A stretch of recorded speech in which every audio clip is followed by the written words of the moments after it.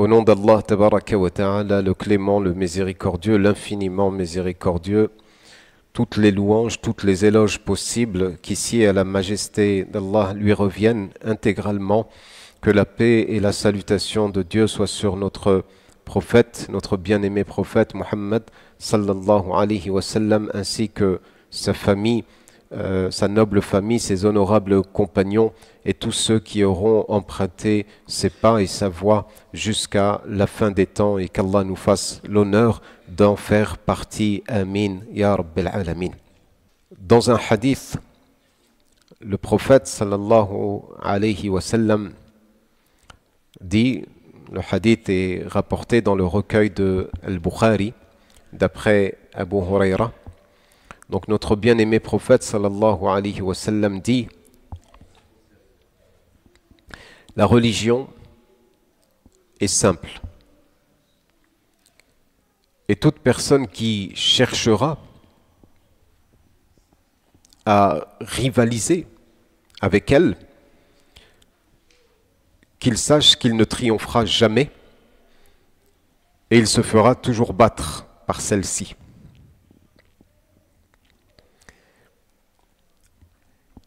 Essayez de faire de votre mieux pour atteindre la cible et l'objectif.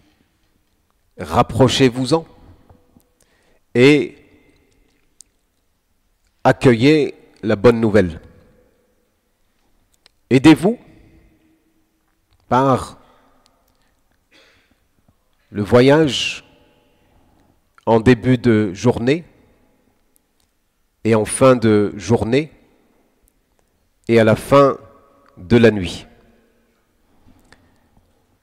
Voilà ce que dit en substance le messager de Dieu sallallahu alayhi wa sallam. Ce hadith est un hadith fondamental en ce qu'il renferme des principes, des clés de compréhension de toute la religion. Le prophète sallallahu alayhi wa sallam commence par dire cette phrase qui à elle seule résume toute la situation. Cette religion est une religion simple. Et si on devait s'arrêter à cette phrase concise, courte, mais qui renferme énormément d'enseignements, cela aurait amplement suffi. Et donc quand le prophète sallallahu alayhi wa sallam veut nous rappeler une réalité extrêmement importante, contrairement à ce qu'on pourrait s'imaginer, cette religion n'est pas venue pour alourdir la tâche. Comme l'a dit Allah tabaraka wa ta'ala, Taha, nous ne t'avons pas révélé ce Coran pour te rendre triste, pour te rendre malheureux. Ce n'est pas un fardeau. La révélation d'Allah tabaraka wa ta'ala, ce n'est pas un poids, ce n'est pas un fardeau, ce n'est pas une lourdeur, ce n'est pas une difficulté. Au contraire, c'est la source de ton bien-être. C'est la source de ta joie, de ton réconfort. C'est la source de ta bonne nouvelle. Et donc Allah tabaraka wa ta'ala, à travers son prophète sallallahu alayhi wa sallam, rappelle cette réalité. La réalité de la simplicité et de la douceur de cette religion. Malheureusement, nous sommes parfois tentés de croire que c'est dans la difficulté, c'est dans la grande difficulté que se trouve le sommet de la religion, que se trouve la perfection de la religion. La perfection de la religion se trouve dans l'exemplarité du prophète Muhammad sallallahu alayhi wa sallam. Vous ne trouverez pas de meilleur exemple de la droiture, de la rectitude, de l'équilibre, de la pondération. Si Allah tabaraka wa ta'ala nous dit dans Al-Qur'an al-Karim, cette création a été faite de manière très équilibrée. Comme il dit dans la sourate Al-Hijr, وَأَنْبَتْنَا فِيهَا مِنْ كُلِّ شَيْءٍ مَوْزُونٍ. Nous avons fait pousser de la végétation, des fruits, des arbres, etc., de manière équilibrée, mawzoun. Il y a un équilibre dans la création de Dieu. C'est quand vous regardez tous les orbites qui gravitent, toutes les étoiles, etc., les planètes qui gravitent autour d'un orbite, cela est parfaitement équilibré par Allah tabaraka wa ta'ala. Il a créé toutes les choses de la meilleure des manières. Et c'est pour cela qu'il a révélé aussi sa parole, qui est une parole équilibrée, qui est une parole pondérée, qui ne verse pas dans un excès ou dans un autre, ni dans un extrême ou dans une extrême ou dans une autre. Allah tabaraka wa ta'ala a révélé cette parole en disant « Wa tammat kalimatu rabbika sidqan wa adla » Cette parole, elle atteint le sommet de l'équilibre en termes de justice et en termes de véracité. Tu ne trouveras pas plus équilibré que la parole d'Allah tabaraka wa ta'ala. Mais nous autres, parfois, nous avons tendance à accorder une religiosité et une attitude avec nos comportements et avec notre pratique qui ne s'inscrit pas justement dans cet équilibre-là, qui ne s'inscrit pas dans l'harmonie voulue par Allah tabaraka wa ta'ala dans le monde et l'univers et l'harmonie voulue par Allah tabaraka wa ta'ala dans sa révélation et son livre. Et de cette manière, en fait, l'être humain par son comportement, il a tendance à être une dissonance, il a tendance à être à briser l'harmonie voulue par Allah Azza wa Jal. Et c'est pour cela que la fonction première du prophète sallallahu alayhi wa sallam, c'est de rappeler ces réalités, c'est de rappeler ces fondamentaux, c'est de rappeler que cette religion est une religion équilibrée et que c'est pas parce que tu en as fait plus en termes de quantité que forcément tu as atteint un niveau supérieur par rapport aux autres. C'est pas parce que tu as dépassé un tel sur telle et telle pratique que forcément tu es déjà arrivé auprès d'Allah tabaraka wa ta'ala. C'est pas comme cela que ça se passe. Le prophète sallallahu alayhi wa sallam nous a défendu d'être dans l'excès et l'extrême. Les extrémismes, quels qu'ils soient, en islam sont bannis et rejetés. Ils sont bannis et rejetés. Et ça n'appartient pas au vocabulaire de l'islam. On ne se reconnaît pas dedans. Si bien que le prophète sallallahu alayhi wa sallam, un jour, 3 hommes sont venus interroger le messager de Dieu sallallahu alayhi wa sallam sur sa pratique. Et ils n'ont trouvé que son épouse. Et lorsqu'ils ont interrogé l'épouse, ils ont dit, elle a répondu, ils ont dit, mais ça semble peu. Si pour le prophète sallallahu alayhi wa sallam, ça peut sembler suffisant parce que lui, il peut se contenter de cela, parce qu'Allah lui a pardonné ce qui est passé, ce qui est à venir. Donc il peut se contenter de ce peu. Et l'un d'entre eux a dit, quant à moi, je veillerai toute la nuit. Le deuxième a dit, quant à moi, je jeûnerai tous les jours, je n'aurai aucun répit. Et le troisième a dit, quant à moi, je resterai à vie célibataire. Le prophète sallallahu alayhi wa sallam, de retour chez lui, son épouse l'informe de ce qui s'était dit et ce qui s'était passé. Le prophète sallallahu alayhi wa sallam n'a pas du tout apprécié ces paroles de ces gens-là. Il est sorti et on pouvait lire l'empreinte de la colère sur son visage, sur son noble visage, sallallahu alayhi wa sallam, car il pressentait les prémices de l'égarement, de l'excès, de l'extrême et de l'abandon de la droiture et de la rectitude et de la pondération et de l'équilibre. Le prophète sallallahu alayhi wa sallam était un visionnaire, si on peut dire les choses ainsi, alayhi salatu wa sallam. Et donc il a voulu anticiper pour empêcher que les musulmans prennent une voie déviante. Et donc il est sorti immédiatement interpeller la communauté des fidèles en leur disant, mais qu'ont-ils certaines personnes, sans les nommer, le prophète sallallahu alayhi wa sallam a dit, qu'ont-ils certaines personnes à dire ceci et cela. Par Dieu, je suis celui qui craint le plus Dieu. Je suis celui qui a le plus d'amour pour Dieu. Et je suis celui qui connaît le plus au sujet de Dieu. Ma pratique, c'est de partager ma nuit entre prière et sommeil. Ma pratique, c'est de partager mes journées entre jeûne et repas. C'est-à-dire, je jeûne des jours et des jours, je déjeune. Je ne jeûne pas tous les jours. Le prophète sallallahu alayhi wa sallam, par exemple, dans sa pratique, il est connu qu'il jeûnait le lundi et le jeudi. Ce qui veut dire qu'entre les autres jours de la semaine, il ne jeûnait pas. Ou il jeûnait 3 jours par mois. 3 jours par mois lunaire. Il jeûnait par exemple Ashura, Arafah, etc. Les jours de Shawwal après Ramadan, les 6 jours, et ainsi de suite. Ça, c'était... Donc il ne jeûnait pas tous les jours. Ce n'était pas la pratique du prophète sallallahu alayhi wa sallam. Et il a dit, et moi j'épouse, je me marie. Je me marie. Et donc le prophète sallallahu alayhi wa sallam ne s'est pas marié qu'avec une seule. Il avait plusieurs épouses. Et quand il est décédé, il en restait 9.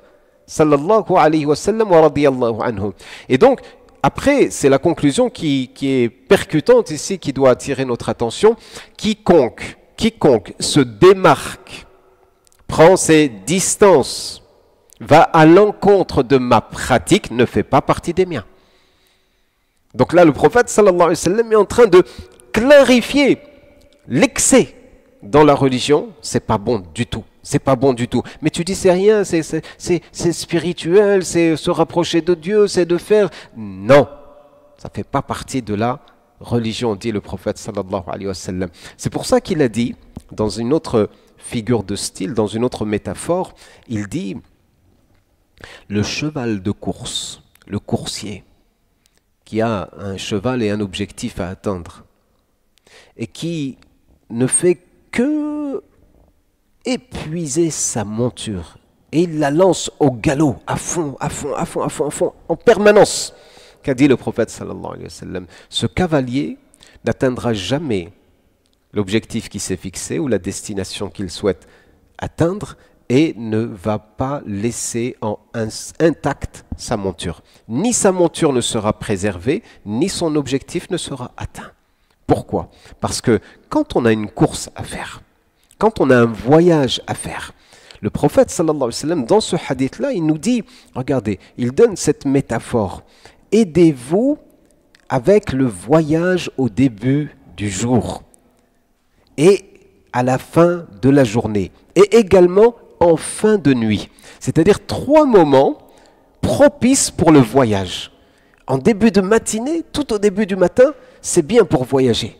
Tu es encore frais, tu es encore, etc. Après, tu peux te reposer. Et en fin de journée, pareil, tu reprends. Et pareil, à la fin de la nuit, c'est-à-dire après des stations de repos, après des stations où on ménage ses efforts, où on repose sa monture, où on entretient son corps et on entretient sa monture. C'est comme ta monture, la monture des temps modernes aujourd'hui, c'est quoi? C'est la voiture, hein? Eh bien, tu lui mets de l'essence, tu la laisses reposer, tu laisses reposer le moteur, tu vérifies l'huile, hein?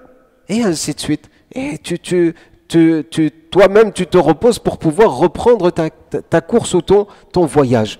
Eh bien, le prophète sallallahu alayhi wa sallam nous donne par cette métaphore cette image que nous sommes tous dans un voyage. Notre voyage dont la destination finale est le paradis. Allah ja'alna minhum ya rabbil alamin. On veut tous rentrer à la maison. Notre maison initiale, c'est le paradis. Adam, notre père, était au paradis. Il est sorti. Mais maintenant, il faut retourner. Comment il faut retourner? Il faut faire ce voyage. Ce voyage qui est long. Ce voyage qui peut contenir certaines étapes, des difficultés, etc. Et donc le prophète sallallahu alayhi wa sallam nous dit, aidez-vous dans votre voyage.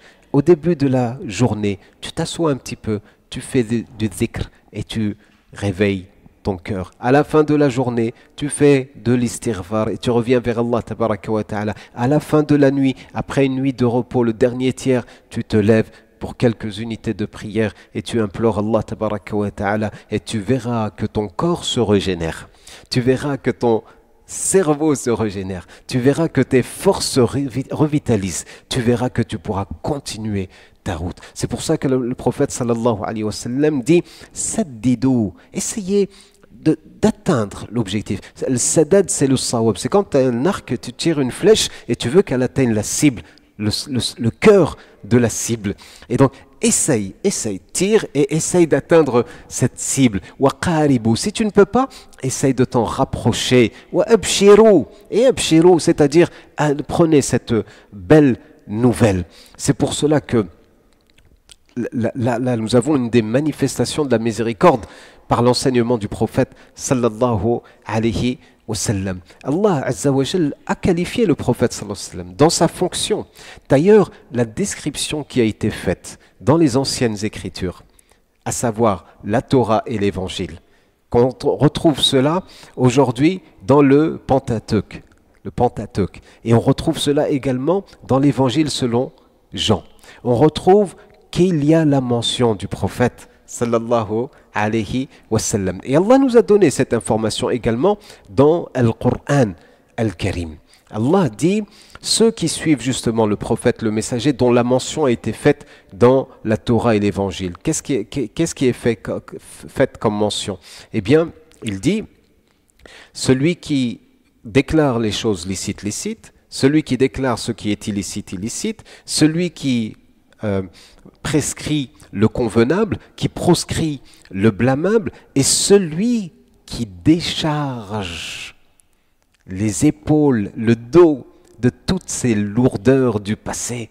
Il les délivre pour leur rendre, c'est-à-dire c'est comme si qu'il affranchissait leur nuque, leur joug, leur cou de ce joug qui ne fait que les rabaisser et alourdir la situation. En d'autres termes, le prophète sallallahu alayhi wa sallam est venu délester le dos des musulmans qui vont entrer dans cette religion et pratiquer cette religion pour pouvoir avoir plus de facilité à emprunter la voie d'Allah tabaraka wa ta'ala. Quand on regarde bien l'islam, on se dit que l'islam, il y a trop de choses, il y a trop de haram, on se pose des questions comme ça parfois et on pense, mais subhanallah, juste une petite analyse du Coran, vous allez vous apercevoir que l'étendue du halal est beaucoup plus vaste que l'étendue du haram. Le haram, c'est toujours des exceptions.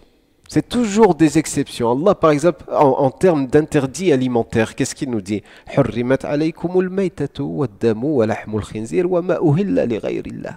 C'est tout. Ou bien il rajoute également والمنخنقة والموقوذة والمتردية والنطيحة وما أكل السبع إلا ما ذكيتم وما ذبح على النصب وأن تستقسموا بالأزلام. C'est ça. C'est une petite liste d'interdits alimentaires. Tout le reste c'est halal. Tout le reste c'est halal. Les boissons. Une boisson en particulier qui est toutes les boissons alcoolisées. Tout ce qui contient de l'alcool, haram. Le reste, bois. Donc le haram, c'est l'exception. La règle, c'est tout est halal jusqu'à ce que Allah nous indique ce qui est haram. Jusqu'à ce qu'il nous indique ce qui est haram. Et il faut un texte pour déclarer quelque chose de haram.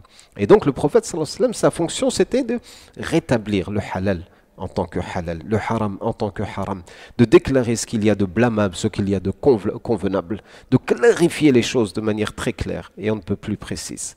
Et c'est pour cela que le prophète, sallallahu alayhi wa sallam, dans sa fonction également, c'est de délester et d'alléger la situation pour les fidèles, pour les croyants. Allah dit dans la description du prophète, sallallahu alayhi wa sallam, qu'il était peiné de voir les musulmans endurer dans la pratique de la religion. Et c'est pour cela qu'il fuyait les questions de sa communauté.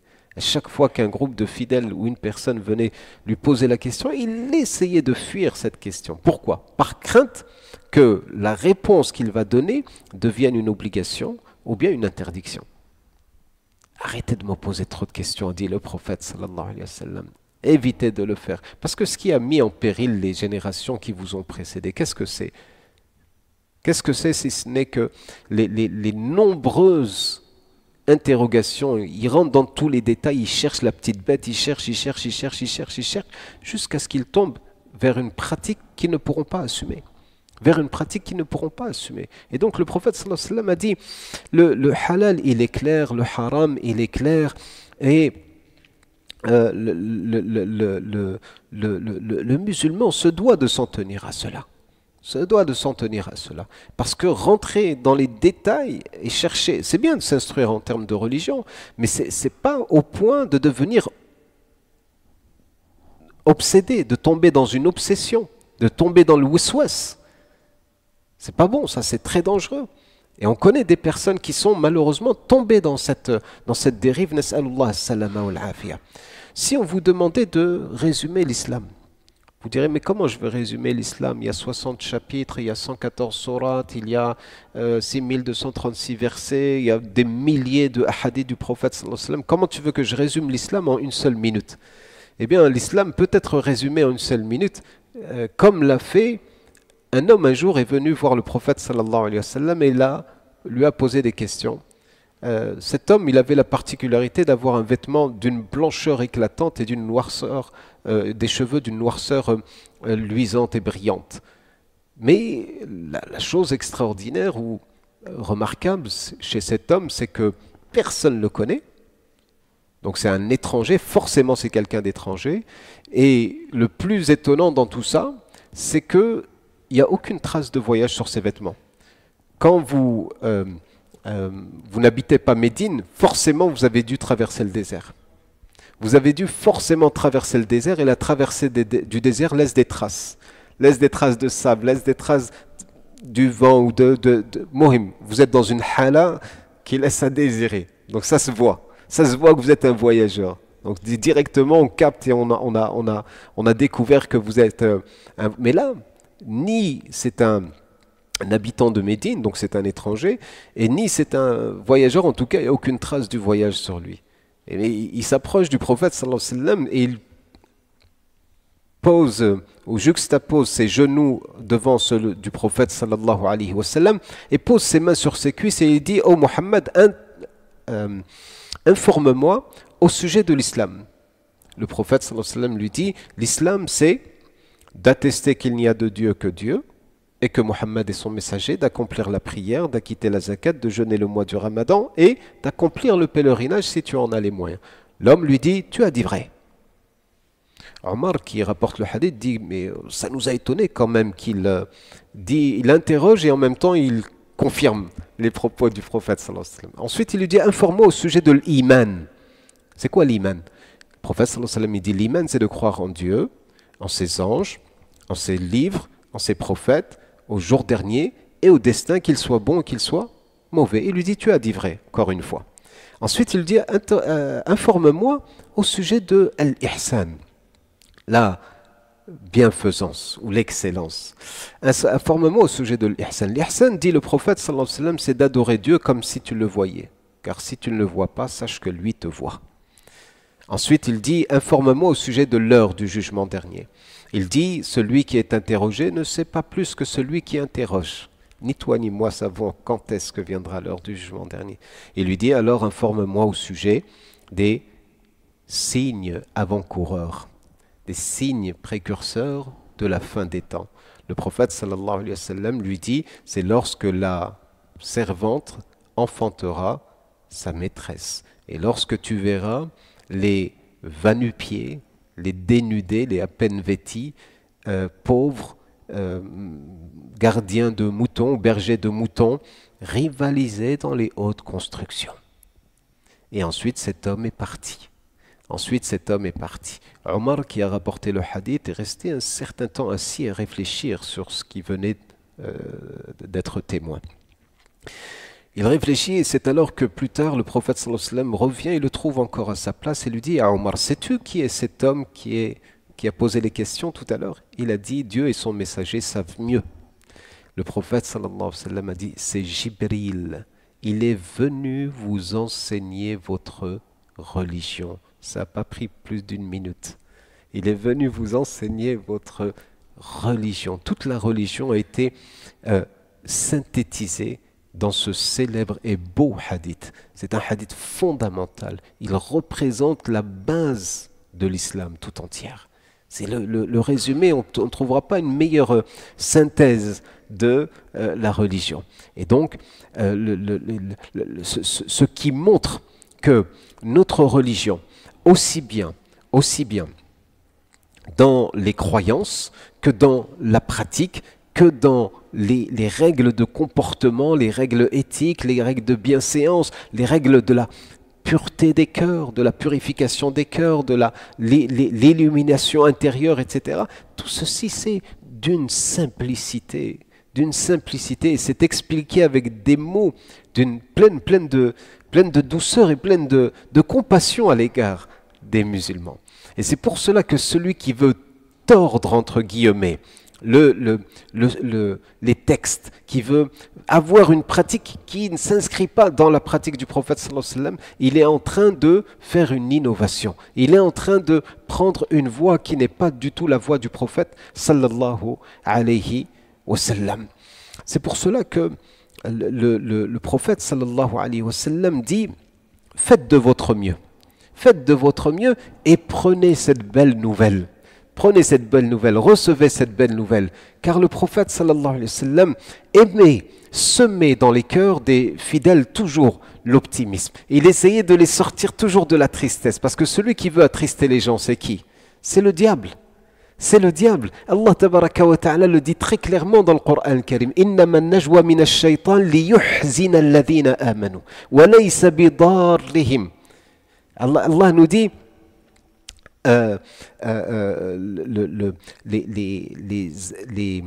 les assises confidentielles entre personnes peuvent être une arme par laquelle le shaitan sème la tristesse dans le cœur des fidèles.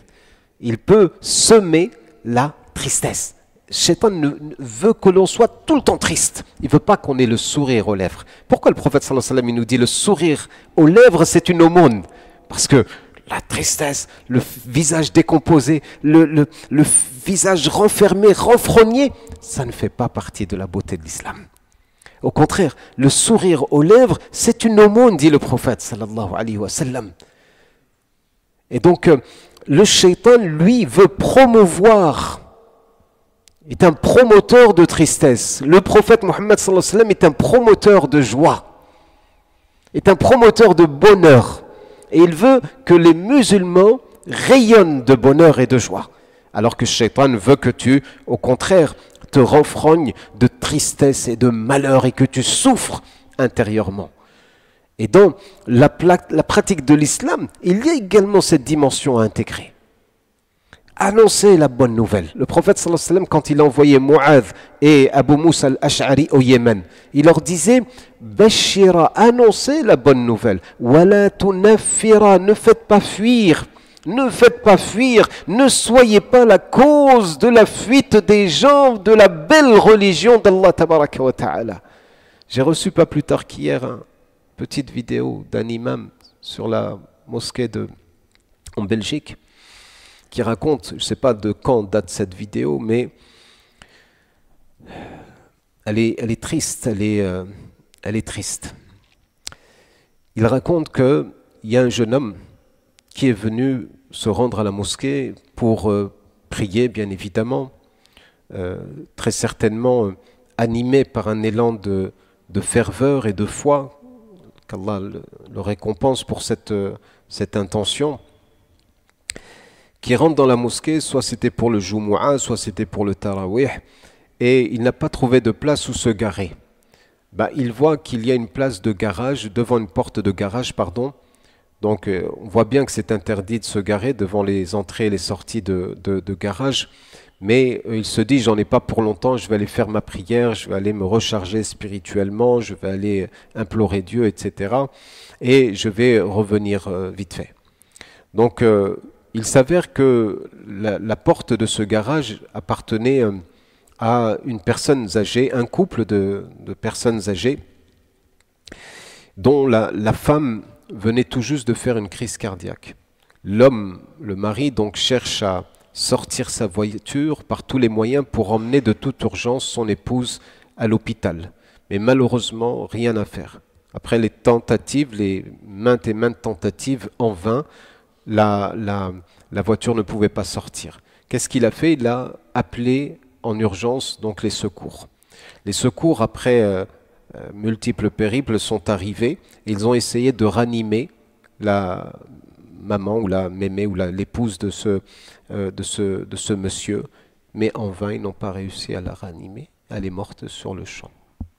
Nous appartenons à Allah et à lui se fera notre retour. Alors je vous laisse imaginer l'état de cette personne. Pendant que notre cher frère était en train d'implorer Dieu, en train de dire Amin, en train de prier, en train de faire du sujoud, en train de faire du ruku', Pendant ce temps-là, il est responsable de la mort d'une personne. Il était en train de tuer une personne. Involontaire, certes, c'est un homicide involontaire.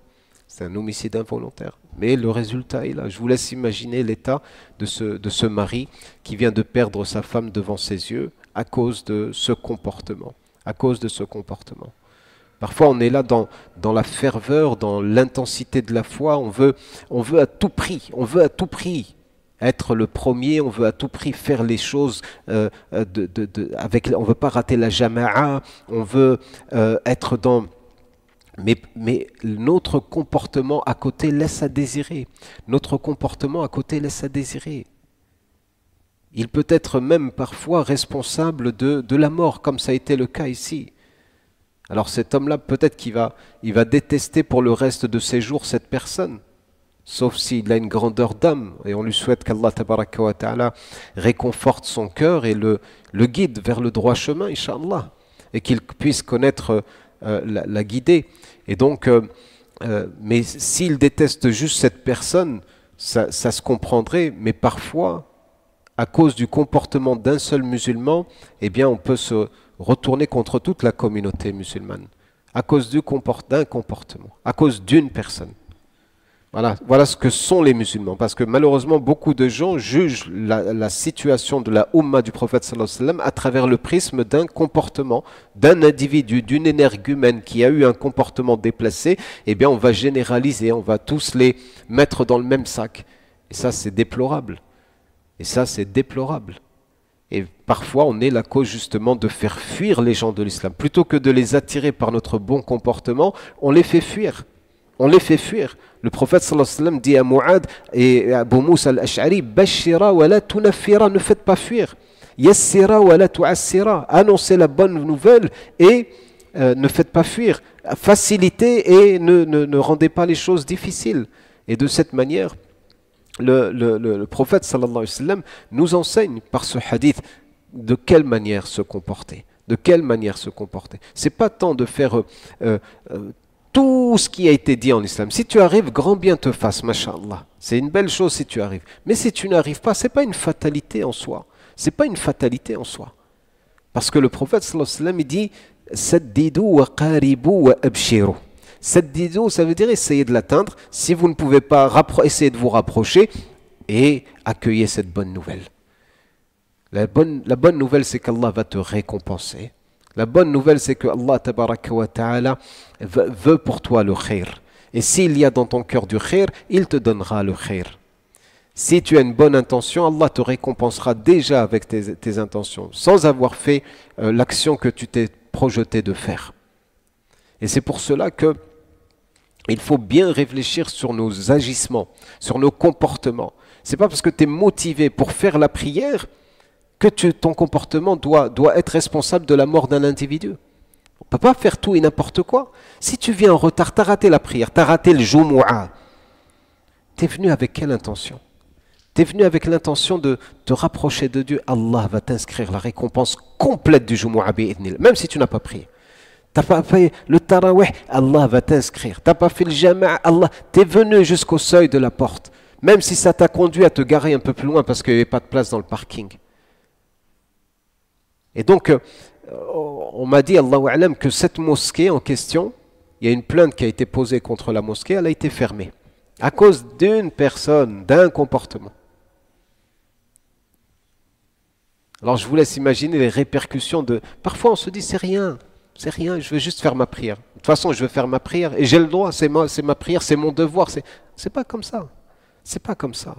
Ce type de comportement est de nature à dénigrer l'islam déjà, plus dénigrer les personnes et être responsable parfois de fâcheuses conséquences. Qu'Allah nous en préserve. Amin ya rabbil alamin.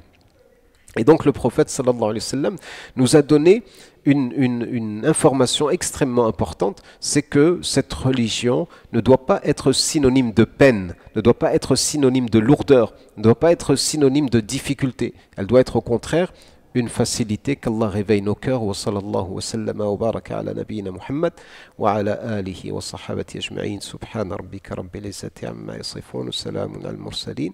Alhamdulillahi rabbil alamin.